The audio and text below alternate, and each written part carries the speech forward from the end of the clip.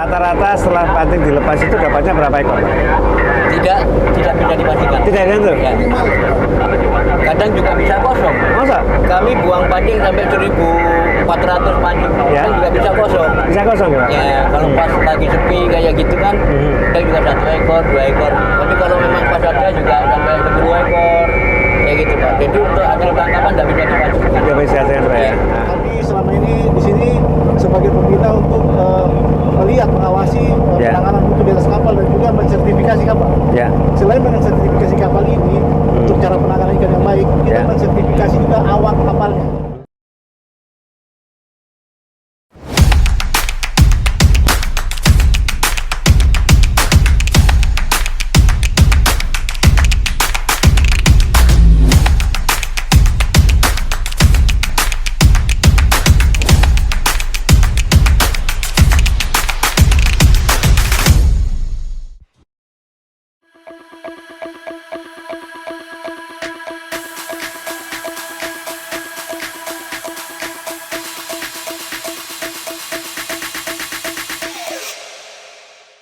Oke, selamat pagi, assalamualaikum warahmatullahi wabarakatuh. Jumpa kembali dengan Ngebut Ngobrol Enak bersama Budi. Kali ini saya di Pelabuhan Benoa di atas kapal IMU Jaya. Ya, ini adalah salah satu kapal penangkap tuna di perairan Samudra Hindia. Ya, kapal ini ukurannya adalah 27 gross ton. Ya, akan berlayar menuju derajat 11 Lintang Selatan ya, untuk melakukan penangkapan ikan tuna.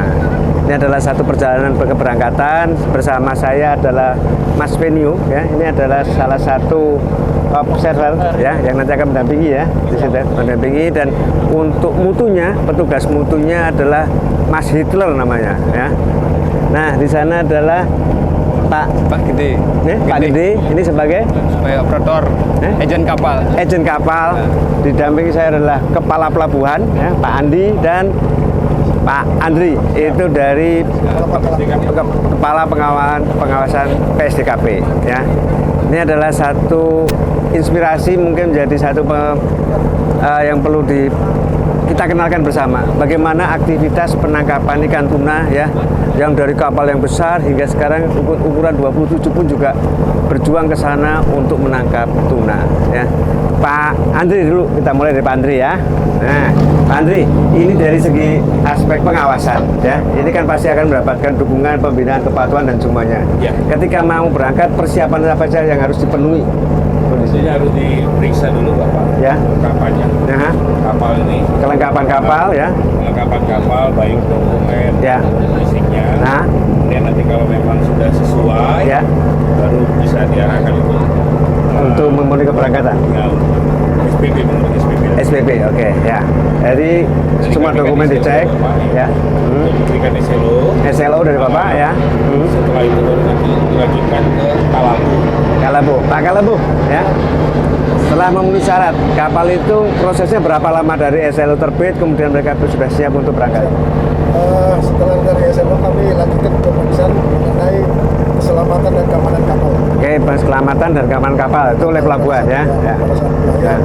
Bapak pengelola ya, dengan proses ini apa yang menjadi penyemangat Bapak bahwa di Pelabuhan Benoa ini Bapak berusaha sudah berapa lama, kemudian usaha ini bisa berjalan dengan baik? Silakan Pak. Oke, siap, izin Pak. Dari saya, dari agen kapal dan operator kapal ini, yang bikin saya semangat adalah karena penangkapan tuna yang memang sungguh luar biasa di Indonesia ini. Mudah-mudahan ke depan lebih komoditas kita lebih bagus, lebih akurat, lebih higienis, dan sistem administrasi dalam seperti yang dijelaskan oleh Bapak Kalabuh, Pak Kepala Pangkalan, sesuai aturan kita sudah mengajukan permohonan, sudah melakukan pemeriksaan dan dokumen sudah jadi, kita siap berangkat dan untuk operasi di WWP yang tercantum dalam CP yaitu 573. Sesuai dengan perizinan ya. Sesuai perizinan. Nah, sekarang kapal hari ini akan berangkat ke arah mana dan kira-kira menuju ke arah titik tersebut diperlukan waktu berapa lama? Kalau ini di jalur 3 Pak, Ya. jalur 3, 573 ini paling 2 hari sudah nyampe Pak. 2 hari udah nyampe? Ya, sudah nyampe dekat di sini. Oh, dekat sini ya? Ya, paling kalau tidak ada, menurut kapten, kalau tidak sepi di sana, Ya. geser sedikit agak ke barat, timur. Gitu. Masih sesuai dengan area-area yang Ya, diizinkan sesuai ya? DP yang tercantum dalam izin. Kata kunci tadi kualitas ya, Ya, supaya siap. kualitas bagus hasil tangkapannya nanti bisa diperdagangkan dengan baik. Mas Penio, Siap. peran Anda sebagai observer apa? Peran saya sebagai observer di atas kapal. Yang pertama dari persiapan sebelum saya berangkat, Ya. saya harus persiapkan diri saya dulu. Bahwasannya harus sehat, stamina kuat. Karena Ya. kerja di laut bukan hanya butuh apa, tapi butuh fisik juga. Fisik ya? Ya. Oke, siapan Ya, fisik. Baru kemudian saya tunggu surat tugas. Kalau surat tugas sudah ada, saya siap berangkat di kapal itu. Dengan kalau dokumen udah lengkap semua dari yang disiapkan dari pelabuhan, dari Ya. perusahaan kalau udah lengkap, baru saya berangkat. Tapi sebelum berangkat juga saya harus buat, kalau untuk keberangkatan kapal ke selatan, saya harus buat pre-sea boarding inspection. Jadi harus catat juga tentang alat-alat keselamatan di situ berapa banyak. Ya. Ya, dengan apa? Radio, ABK, jumlah ABK semua. Ya. Kalau udah fix, baru akan berangkat. Jadi tugas Anda selama perjalanan ini penangkapan apa yang dilakukan? Yang saya lakukan untuk keberangkatan pertama itu memantau, melaporkan. Ya. Melaporkan kapal ini udah berangkat. Kemudian udah dalam perjalanan saya akan mencatat kegiatan yang akan dilakukan selama perjalanan. Jadi semua aktivitas di Semua kapal aktivitas. penangkapan itu yang nyatat Mas Penio, Ya, dicatat. saya catat. Nanti dilaporkan ke siapa? Dilaporkan ke pihak SDI. Pihak SDI. Iya. Oke, jadi orang pertama yang melaporkan aktivitas di kapal, penangkapan dan semuanya itu Iya. Mas Penio. Iya. SDI itu adalah Direktorat Sumber Daya Ikan, Iya, ya kan? PSDI. Nah, yaitu dari Direktorat Jenderal Perikanan Tangkap. Ya. Tadi kita mulai kapal sebelum berangkat, persiapan apa yang harus dilakukan ya. Kemudian di pihak pengelola mempunyai satu harapan bahwa kegiatan ini akan berjalan dan tumbuh ke depannya semakin baik ya, Ya. menjadi satu aktivitas. Ada satu fungsi lagi yang punya peran yang sangat penting adalah mutu. Pak Hitler. Nah, tugas Anda apa aja untuk mengawal supaya industri penangkapan tuna sampai nanti siap untuk diproses lebih lanjut dari kacamata mutu. Ya. Nah, Mohon izin, pimpinan. Jadi kami sebagai pengawas mutu, kami ada tim di PP Pelabuhan, itu di bawah Hakim Janya Operasional Pelabuhan. operasional pelabuhan Siap. oke ya. Kami selama ini di sini sebagai pembina untuk melihat, mengawasi Ya. penanganan mutu di atas kapal dan juga mensertifikasi kapal. Ya. Selain dengan sertifikasi kapal ini untuk cara penanganan ikan yang baik, kita Ya. mensertifikasi juga awak kapalnya. Bagaimana dia punya keterampilan untuk melakukan penanganan ikan di atas kapal. Ah. Nah, setelah kapal ini datang dari laut, kami tim turun untuk mengecek kondisi ikan, hasil tangkapannya Ya. dengan metode kami seperti mengukur suhu, mengecek talka, Ya. uji organoleptik dan Ya. lain-lain. Nah, setelah itu kita memberikan laporan kepada pengurus kapal bahwa Ya. apa yang dia buat sudah sesuai atau tidak. Kalau memang ada temuan, kami sudah perbaikan. Mungkin ketemuannya pada saat mungkin biasa masalah terjadi itu kadang-kadang trouble di mesin pendingin atau pupuk. Karena oke. itu juga mempengaruhi dari mutu. Ya. Ya, begitu dia tiba-tiba ada rusak di tengah atau seperti Ya. apa, begitu kita ngecek suhu ikan atau bukunya sudah tidak begitu bagus. Ya. Nah, mungkin ke depan kita sama-sama saling mengawasi, tidak hanya dari kami sebagai pengawas mutu, Ya. tapi kesadaran dari teman-teman pengusaha yang memang hasil yang kita tangkap itu jangan semua jadi grade-nya C, ya. Kalau Ya. bisa semua grade A plus gitu, biar Oke. semua bisa menjadi harga yang Ya. baik. Nah, harapan kami ke depan Ya. seperti itu. Makasih Mas. Jadi ini adalah satu upaya semua ya. Semua aspek, semua rangkaian kalau kita lakukan bersama, diharapkan hasil dari penangkapan ikan ini grade-nya adalah ikan tuna di laut di alam itu grade-nya A plus semua, ya kan? Nah, sekarang bagaimana kita setelah ditangkap itu dipertahankan sesuai dengan standar yang sudah disepakati ya secara internasional di situ. Sehingga ini bisa jadi komoditas ekspor. Jadi Pak sahabat ngebut, ini tuna menjadi salah satu komoditas unggulan Indonesia ya. Tangkapan total di setiap tahunnya lebih dari 300.000 ton ya. Ini tercatat ya. Pastinya ini menjadi satu andalan sumber ekonomi nasional. bapak-bapak yang ada di sekitar saya hari ini adalah pejuang-pejuang untuk devisa negara ini, ya kan? Baik untuk nanti pasar ekspor maupun pasar domestik, ya kan? Nah, ternyata apa yang sudah dilakukan itu bisa dijalankan. Nah, sekarang tinggal bagaimana kita peningkatannya, sinkronisasi, komunikasi, ya, sehingga apa-apa yang perlu diperbaiki dalam pelaksanaannya itu bisa dijalankan, bisa saling koreksi, ya. Bisa itu kan? Nah, enumerator ikut di laut, ya? Enggak ikut Motor di dalam. di darat. Enumerator ikut di darat tapi mencatat semuanya. Ya. Mutu ikut di laut atau pada persiapan? Pada saat pembongkaran, Pak. Apa bongkaran? Observer yang di dalam. Ya. Server yang ke laut aja. Oh ya, ada observer ya? Iya, iya. Ya, observer, maaf, observer ini ikut ke laut selama perjalanan penangkapan. Iya. Ya, ini adalah sebagai kepanjangan tangan pencatatan, membantu pelaku usaha, ya, untuk melaporkan, kan gitu. Siap, Ya. siap. Nah, ini beliau ini mencatatkan bagaimana kualitasnya ketika pendaratan, Siap. ya. Nah, faktor-faktor koreksi bagi para kepala usaha jangan menjadikan satu upaya perbaikan bersama, ya. Dari PSDKP melakukan pembinaan kepatuhan, melakukan fasilitas bagaimana fasilitasi proses untuk keberangkatan sampai terbitnya SLO dilanjutkan ke pelabuhan, ya. Saya akan kedatangan. Nah, kedatangan juga dicek. Nah, ini akhirnya ini adalah satu proses. Sahabat ngebut, saya di dalam kapal 27 gross ton, apa yang mereka bawa? Mungkin bisa kita lihat sekitar kapal ini. Setelah itu saya akan wawancara dengan Pak Kapten, ya. Jadi nanti coba alat tangkapnya yang akan dipakai apa ini? Alat tangkap long line. Long line, itu long line semua ya, ya guys.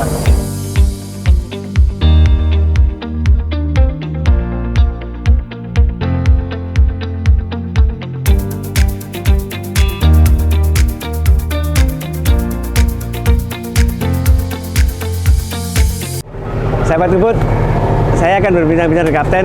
Ini adalah Pak Kapten, Pak Zainuddin, ya.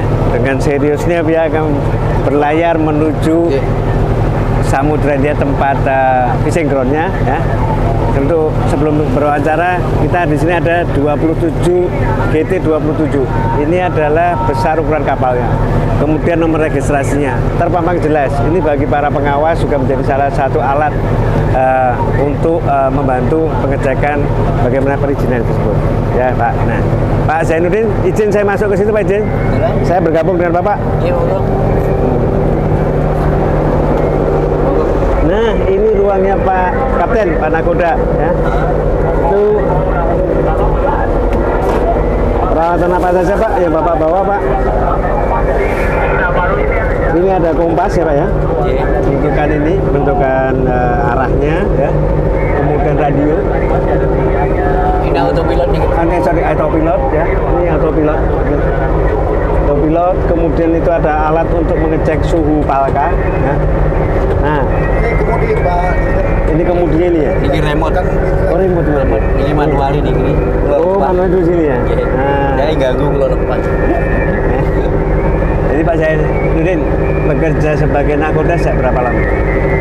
Mulai dari 2014. Dari 2014 ya. Kalau pengalaman Bapak selama ini Pak dalam menangkap menangkap tuna ini Pak, itu apa yang sangat menarik dari perjalanan pekerjaan Bapak selama ini?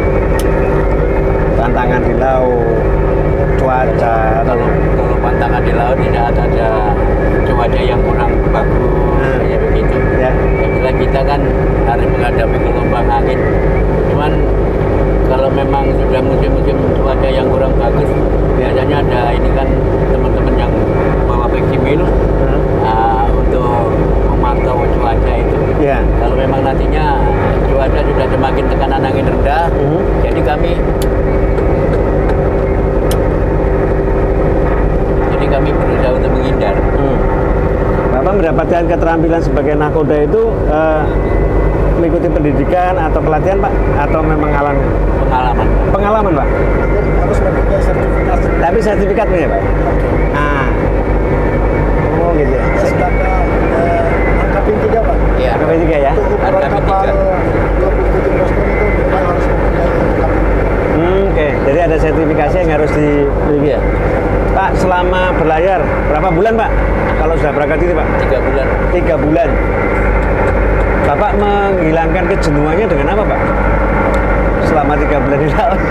Kalau untuk kejunan nggak pernah jenuh ya Pak ya? Nggak Karena pernah jenuh, Pak? sudah Nah, biasa. ini satu yang menarik. Beliau tidak pernah jenuh ya. Walaupun nggak ada ikan, Pak ya. Ya nggak pernah. Jadi kita apa ya Pak nggak terlalu inilah. Nggak usah dipikir ya, Pak ya? Nggak jadi terlalu. Memang udah begitu ya, Pak ya? Ya. Jadi kita lepas aja. Lepas Maksudnya aja, Pak, ya? Kalau kita ini dikit Tapi dalam aktivitasnya sehari-hari itu jalan terus atau ada istirahatnya, Pak? jalan Atau- terus. Jalan terus, Pak? Ya di saat kita meeting jalan terus. Ya. Untuk menurunkan pancing ini kan Ya. bisa sampai 7 sampai 8 jam. Jadi ketika pancing dilepas, itu prosesnya 7 sampai 8 jam. Ya selesai turun pancing itu sampai 8 jam makan waktunya. Nah, setelah itu kami di situ berhenti. Oke. Panjang pancingnya berapa, Pak? Panjang pancingnya berapa, Pak? Panjang pancing. Berapa mata pancing? Kalau dalam satu blong ini 60 pancing. 60. Iya. 60 panjang antara mata pancing Ya. ke pancing ini 30 depan berarti berapa meter lah ya? 60 rangkaian kali 30. 1,8 kilo. Satu. Ya. Oh, jadi kalau satu itu ditarik ini, dilepas, Ya. itu bisa panjangnya bisa 1 kilo. Setiap ini adalah 30 enak. Itu ya. Rata-rata setelah pancing dilepas itu dapatnya berapa ekor, Pak? Tidak bisa dipastikan. Tidak ada tuh? Ya. Kadang juga bisa kosong. Masa? Kami buang pancing sampai 1.400 pancing, Ya. kadang juga bisa kosong. Bisa kosong ya, Pak? Ya, kalau pas lagi sepi kayak gitu kan, kita juga 1 ekor, 2 ekor. Tapi kalau memang pas ada juga sampai 10 ekor, kayak gitu Pak. Jadi untuk hasil tangkapan tidak bisa dipastikan. Tidak bisa saya, Pak, ya. Iya. Nah, tapi di lokasi fishing ground itu masih banyak tunanya, ya, Pak? Banyak masih. Banyak ya? Masih ada. Cuma nanti kalau nggak ada di lokasi itu pas kebetulan lagi sepi kan kita harus geser dari Ya. lokasi lain. Nah, Bapak kalau pas istirahat di mana, Pak? Istirahat Bapak di mana? Ini Pak. Ini adalah tempat istirahat beliau, ya, yang sangat terbatas ruangnya dan juga masih dimanfaatkan untuk perawatan. Tapi biasanya kalau dari laut juga jarang-jarang tidur. Jarang tidur ya, Pak? Kalau di luar malah jarang tidur ya. Kalau ada sesuatu yang emergensi, Pak, atau yang darurat atau bahaya, Bapak bisa menggunakan apa, Pak, untuk memberitahu kepada yang lain faktor keselamatan? Pakai radio. Pakai radio? Ya. Kalau sudah ini kan nggak berjauhan teman-teman sama Ya. rombongan. Biasanya kalau kita berangkat sudah kita bisa kumpul sama rombongan di situ. Oh, satu berdekatan lokasi. ini, Pak ya? Iya, Ah, satu oke. lokasi. Itu jalan ngebut, jadi memang sudah ada satu komunikasi antar kapal, juga komunikasi terhadap pihak-pihak yang berwenang, Dan ya. kami juga Dengan kami sampai langsung ya. Oke. Itu yang ngebut. Ini ada hal yang menarik ketika kita melihat dari dekat dan langsung di atas kapal 27 GT, ya, akan berangkat menangkap ikan tuna, ya, ke derajat 11 Lintang Selatan, lokasi fishing ground-nya, dan lokasi tersebut akan dicapai dalam waktu 2 hari. 2 hari, Pak ya, ke sana 2 hari, kemudian akan melakukan kegiatan. Dan kegiatan akan dilakukan selama 3 bulan. Dan nanti oleh kapal-kapal penjemputnya atau pengangkutnya dalam satu grup akan diambil hasil tangkapannya. Jadi sahabat Bud, semakin menginspirasi sahabat Bud bagaimana proses penangkapan tuna di Samudra Hindia.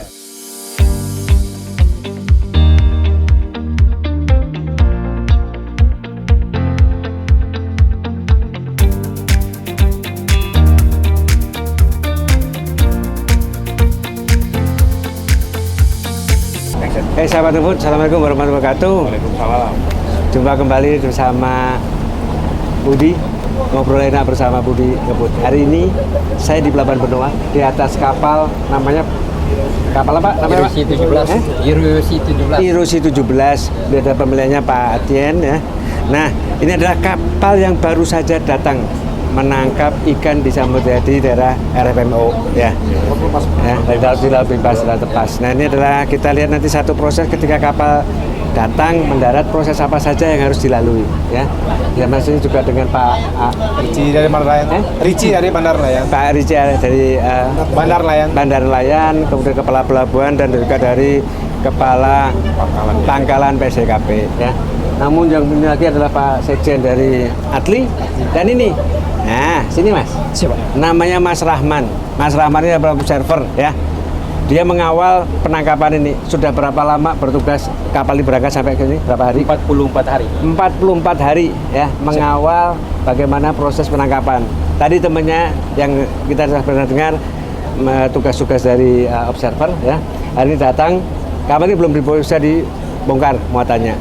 Karena melalui proses dari PSDKP akan dicek semua aktivitas sesuai kepatuhan dan semuanya. Setelah itu memenuhi syarat akan dilanjutkan ke pelabuhan. Setelah itu ada pemberitahuan kalau sudah memenuhi syarat semua ke bandar, ini semuanya maka nanti izin bongkar akan diterbitkan ya. Pak Etienne. Nah, mohon kami diberikan satu pencerahan ini bagi masyarakat Indonesia. Aktivitas penangkapan tuna seperti apa? Ya, sehingga tuna ini kan semakin berkembang sebagai industri Indonesia ya. Nah, di sini ada Palka ya. Berapa yang hasil muatan yang sudah dilaporkan ke Bapak oleh petugas di kapal sebelum masuk kira-kira berapa di sini? 120 ton. 100? Ya, 20 ton. 120 ton hasil tangkapan selama 40 hari ini ya Pak ya? Enggak, ini angkut. Oh ini kapal angkut ini, ini kan kapal angkut yang mengkoleksi dari kapal-kapal Pak? Kapal-kapal ya? Lepas ya. Jadi 120 ya. Siapa izin menjawab? Ya. Ini dari 18 kapal yang memindahkan. Dari 18 kapal kemudian diangkut dikumpulkan di kapal Ya, ini. betul. Terkumpul 120 Ya. ton. Ya, lebih kurang ya, Pak. Lebih kurang ya. Ya. Nah, kalau kita bisa lihat ini sebelum nanti dibongkar, bisa dibuka dulu. Oh, bisa. Nah, di sini. Ini adalah Palka, tempat penyimpanan. Suhunya berapa, Pak? Soalnya ini minus 30. Minus 30 ya. 25 sampai 30. Nah. Ini kapal. Sebagian besar itu tangkapannya tuna jenis apa, Pak? Yellowfin, Yellowfin ya. Yellowfin, Mhm. marlin, meka, Mhm. ramadan, Ya. sama setan, ikan setan, oil fish. Oil fish ikan setan. Ya.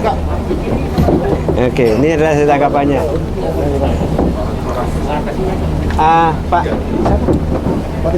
Pak Rici. Nah, ini dari semua aktivitas dari kapal penangkapan ikan tuna ya.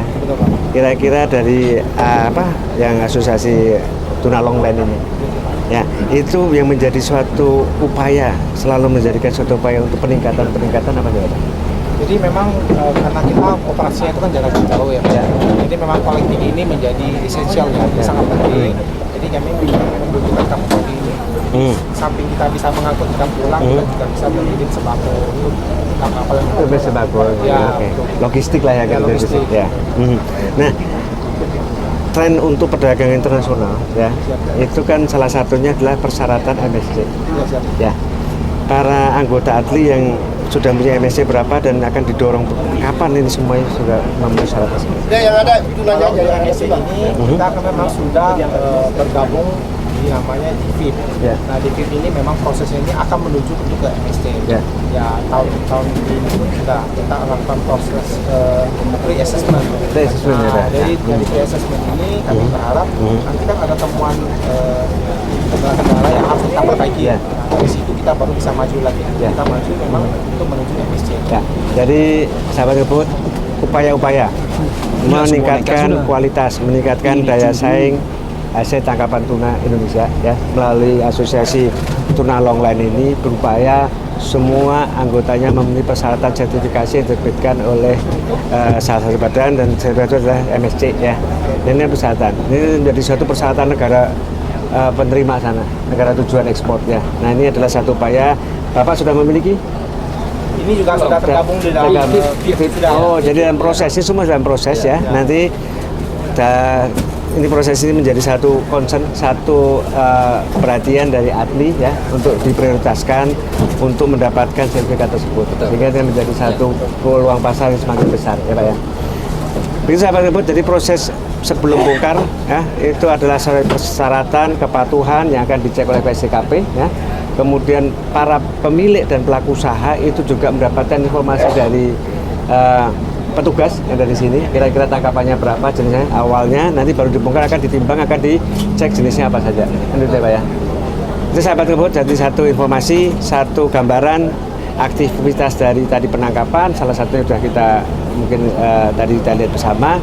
Kemudian sekarang adalah aktivitas bagaimana menuju bongkar muat, persiapan bongkar muat. Persiapan ini biasanya berapa lama Pak sebelum izin bongkar muat keluar? Nggak lama Pak, paling berapa jam aja.